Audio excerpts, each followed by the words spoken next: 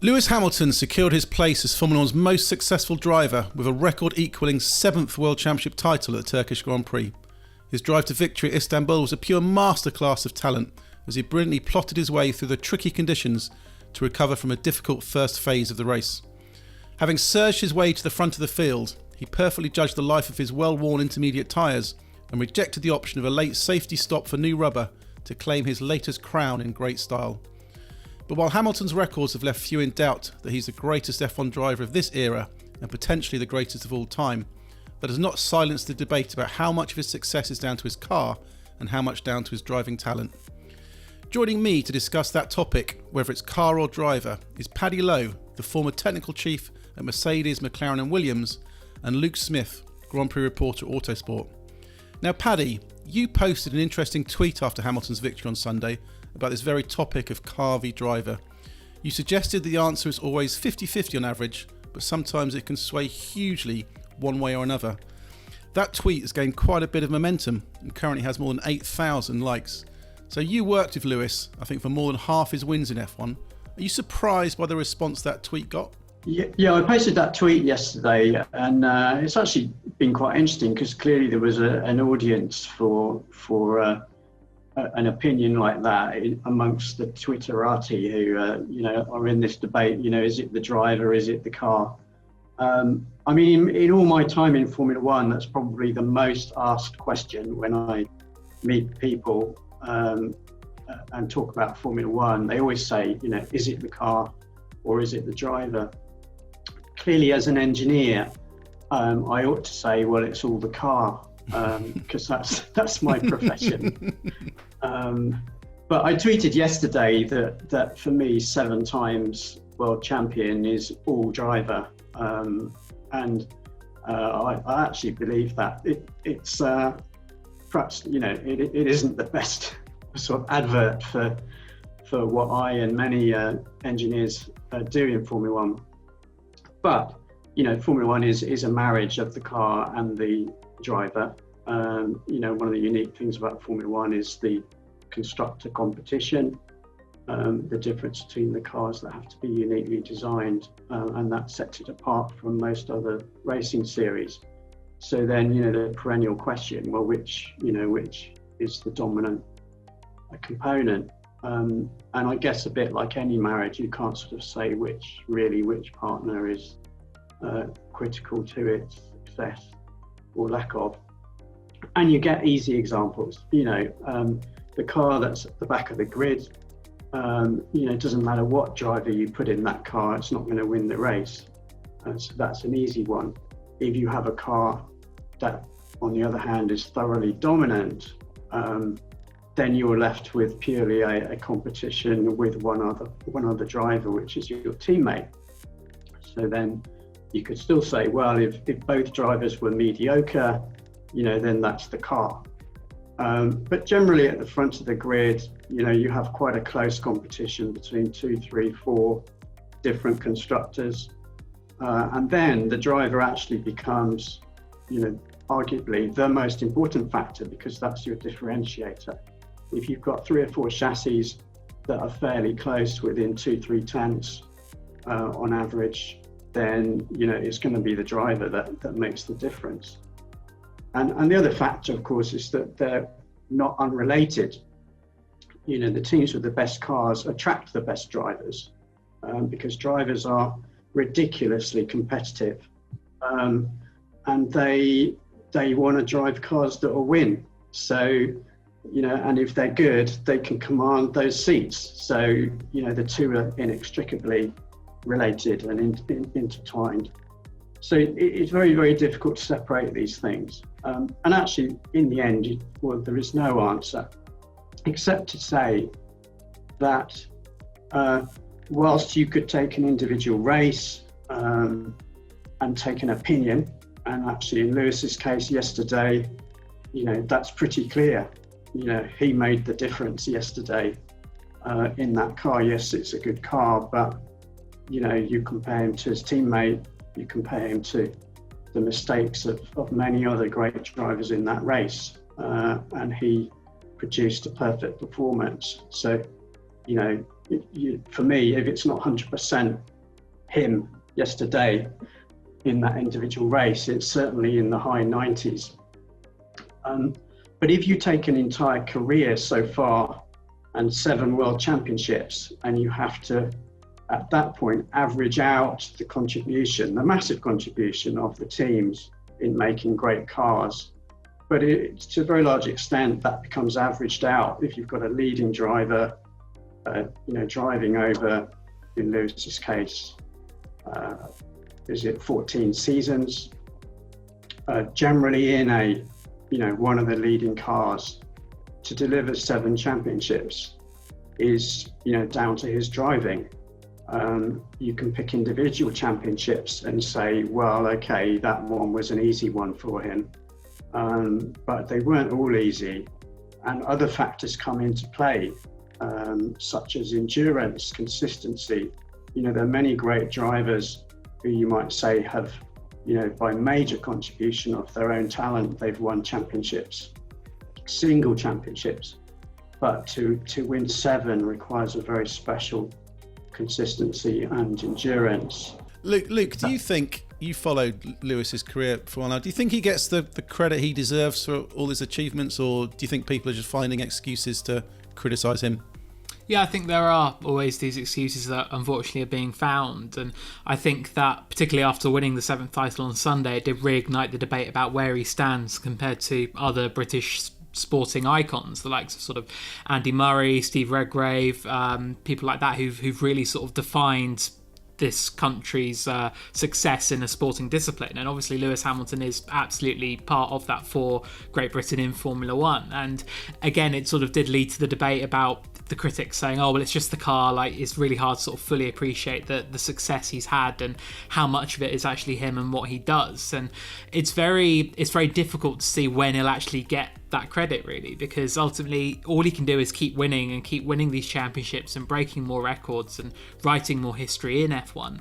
And no matter what he does, there will always be that argument, unfortunately, from the outsiders who perhaps don't understand the actual athletic ability required by Formula One drivers, the dedication and the sheer effort and amount of work that goes into it. So I think it's unfortunate that he's maybe not appreciated in the same way that the likes of Andy Murray, Chris Hoy in cycling, for example, these icons who have had success over such a long sustained period, and as Paddy said, that sort of consistency that you need throughout your sport, and to be at the top of your sport for 14 years that's not an easy feat. So I think it is unfortunate he doesn't maybe get the credit he deserves, but I think that within Formula One circles, at least, I think there is that appreciation of his greatness. And as hard as it may be to compare sort of greats across eras and to actually define an outright greatest of all time, I think when it comes to this individual era, I think Hamilton is head and shoulders above the rest. And I think that within the sport especially, that is really, really appreciated, which is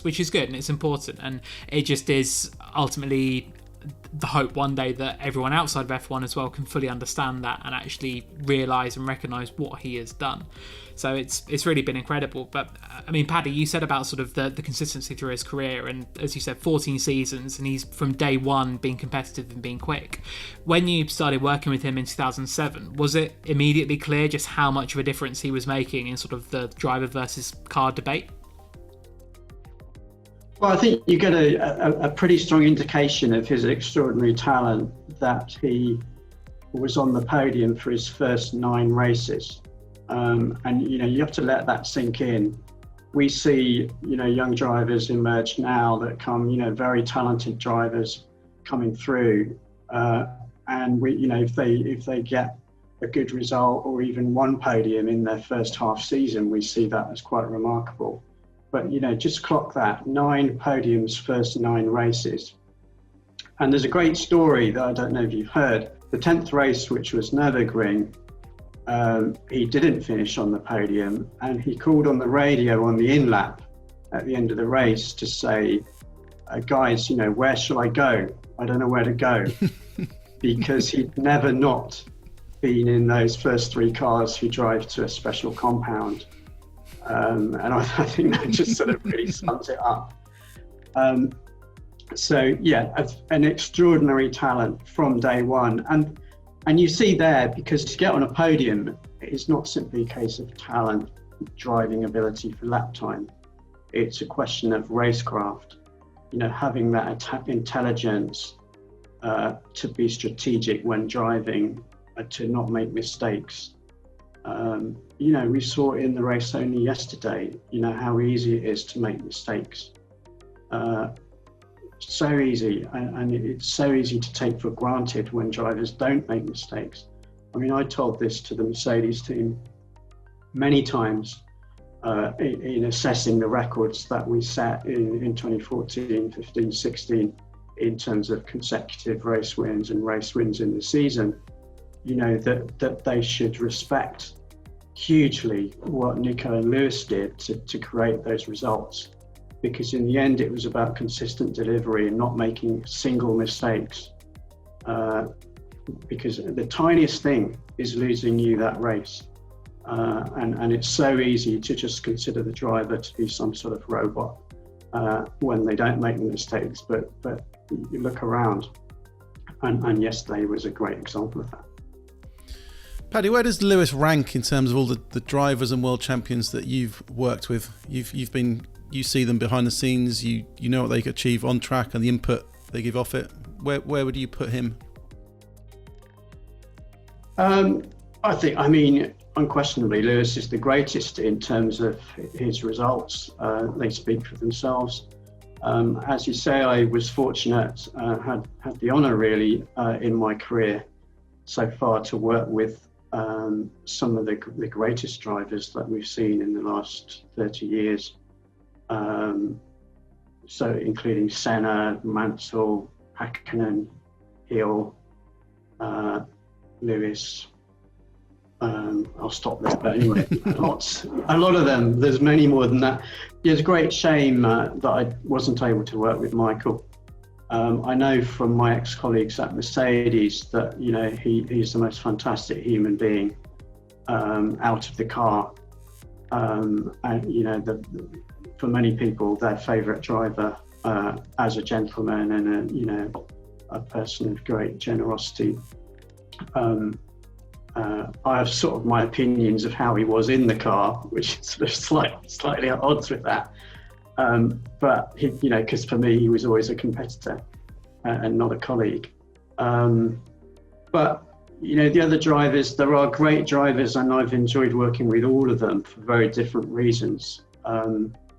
But none of them have, had that persistence to stay in there and keep working year in, year out to win multiple championships.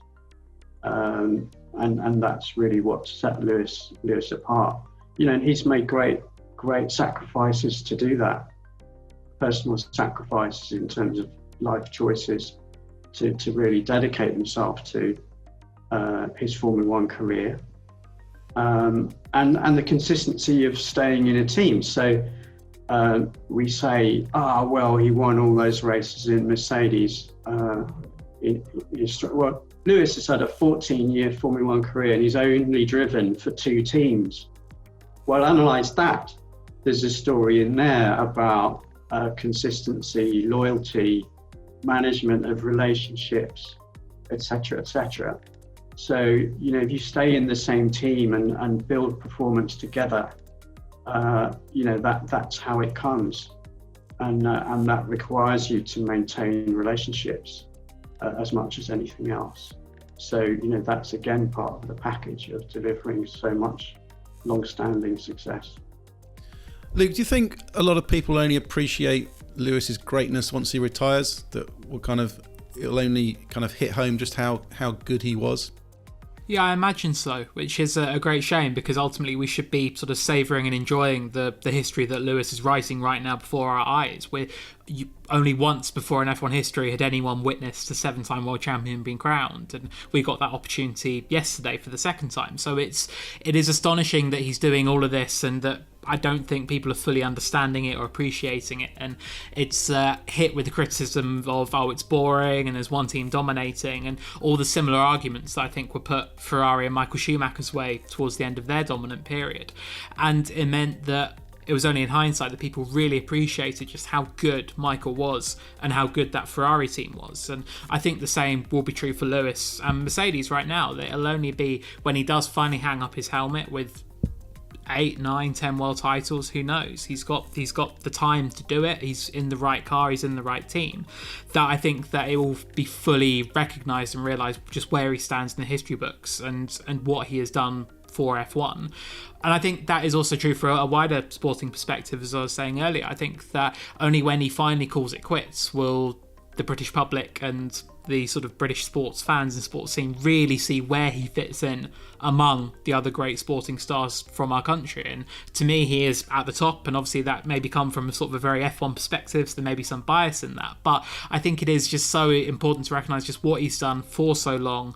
He's been so successful and really couldn't have achieved much more in this sport. So I think he deserves a huge amount of credit for that. I mean, Paddy, what do you think? Do you think it'll only be when Lewis does call it quits that we'll finally recognise and realise just how good he's been? Well, I think there are a lot of people that already do see it that way, obviously. I think we should be enjoying it. As you said, Luke, Lewis is displaying week in, week out, a complete mastery of what it is to be a Formula One driver. That's quite scary, I think, for the other competitors, because he really is now in a league of his own. And he's going to carry on. So we'll see where he gets to. Paddy, do you think there's almost sometimes an inverse perception from fans about how titles are won, that the more dominant a driver is and the better job he does actually makes the world title look easier than if he makes heavy weather of a good car, wins at the final round after stumbling to it, when that actually looks like a better achievement sometimes? Yeah, it's a very good point. And it comes back to what I said earlier about taking for granted the perfection of a driver.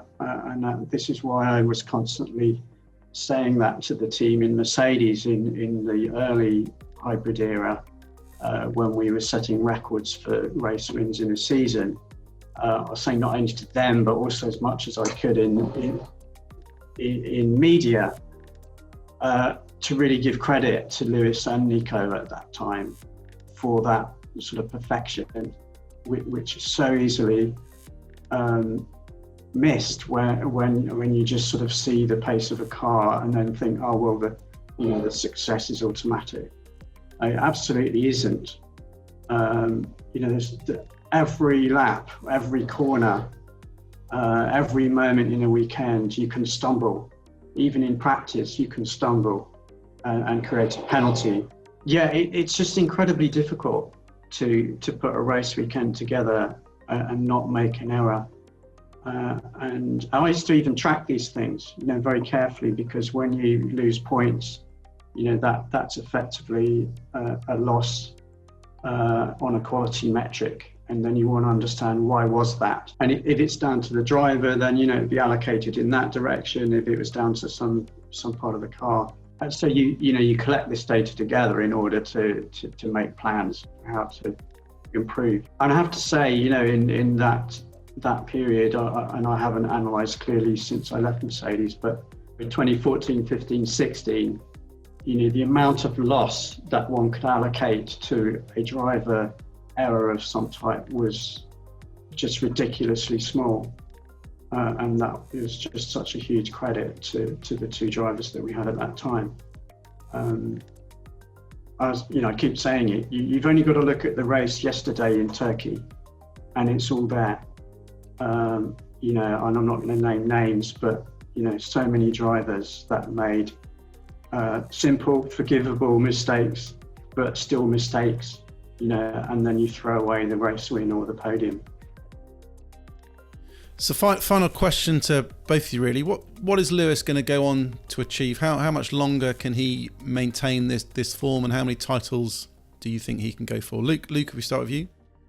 I think that obviously we're still waiting for news on the new contract, which we're all anticipating will be secured and announced. And I think then really, it's just a case of how long Lewis wants to go on for. And you look at going into next season, he'll be the overwhelming favourite for an 8th title, given the carryover of the cars, and he really will probably be facing Valtteri Bottas as his main rival again. And I think Bottas has struggled every year to try and sort of reinvent himself and come back with a plan and a tactic to beat Hamilton, and it just hasn't worked out. So I think that Lewis can look at next year as being a real good opportunity to get an 8th title. And then so much depends on the regulation change in 2022, that how Mercedes react to that. And obviously the plan and the hope for F1 is that it does sort of narrow the field and bring down these great margins in terms of performance. But I think the bigger teams, they're still expected to have that advantage, particularly in the early years of the new regulations. So I think the Mercedes, if they can sort of basically get on top of the new rules quickly, which is something they've done at every hurdle. Obviously for 2014 were miles ahead with the new V6 hybrid engines and power units, but then even come 2017 when there were the new aero regs, they got on top of that and reacted to that in 2019 again, when there were the tweaks made basically to try and give Red Bull a chance to catch up, and every single time Mercedes were able to react to it and respond and just deal with it. So I think that so long as Mercedes and sort of this juggernaut keeps on going, then there's not really much that can stop Hamilton. So it's really as long as he wants to go on for. And he said he doesn't expect to be racing an F1 into his 40s, a bit like Kimi is. So realistically, we've got sort of another 4 or 5 years at the absolute maximum to enjoy watching Lewis Hamilton. But it really wouldn't surprise me if he did end up in sort of 9 or 10 world championships, which is a quite astounding figure, but would I think I would be hard pressed to see him not reaching that tally unless something big does happen. I agree with Luke entirely. I think it's the talent is clearly there, and it's a matter more for Lewis and how long he wants to go on. And I think it's a scary thought for the other drivers in terms of their prospects to compete. Because it's a really tall order, because Lewis isn't standing still either. He's getting better every year. Everything he does, he learns from and plays it into the further races. So, if you were some other driver in Formula One at the moment, that's a bit of a scary thought. But, it comes back to the same reasons why he's also 7-time champion, is because he's worked at it and stuck around, and he's made that his only career focus, and that means if he continues to do that, he'll continue to win as well. So thank you, Paddy. Thank you, Luke. Now you've heard from the experts, what do you think about Lewis Hamilton's success? How much is the car? How much is the driver? And how many titles is he going to go on to win? Let us know what you think in the comments below. If you like this video, hit the like button. If you want to see more videos like this, make sure you're subscribed and hit the notification bell so you don't miss out on the next one. Thanks for watching, and we'll see you next time.